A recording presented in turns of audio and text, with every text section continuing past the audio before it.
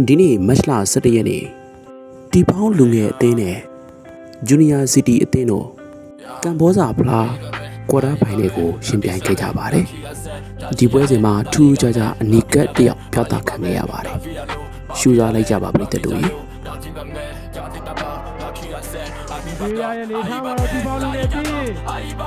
ဆိုတော့လေကျန်းတန်းရလေးဖြစ်ပါတယ်ဒါပေမဲ့သူကတိုက်တဲ့ခါတော့ကျိုးလာရင်ဒီမှာတော့ဒီပေါင်းလေးပြီးခါတော့ဦးအနေနဲ့ပြပြီးထုတ်ပဲဒီခံရပြီလေဖြစ်ပါတယ်ဒီရပိုင်ပေါ်သားကြီးလေးရောက်မှလူကောင်းရောက်လာတယ်ကျွန်တော်6ကိုထက်ဒီရတဲ့ကျွန်တော်တော့မေးကြတော့ဝဲကိုပြီးပြီးတော့ကျန်းတန်းရလေးဖြစ်ပါတယ်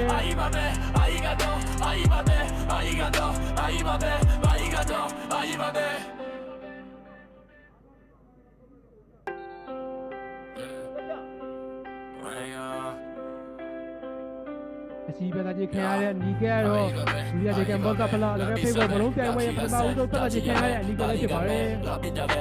မှာစကားကအချောက်တဲ့ဆိုတဲ့ပွဲတဲ့နေမှာကတားဖိုင်နဲ့သုံးပွဲမှာတော့နီကဲတက်တဲ့လုံးဝမရှိပဲဒီပွဲတွေရောက်မှဒီဘာလို့လဲဆိုရဲပွဲရကိုထက်ဒီ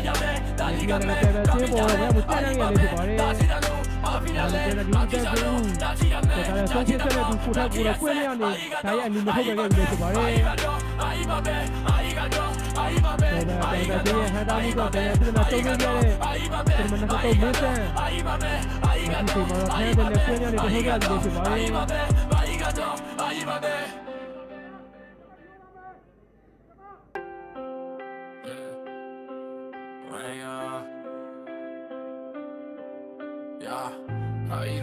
Ahí va a ver, la visa ve, la quiere hacer, la chilla ve, la liga me, la pita ve, ahí va a ver, la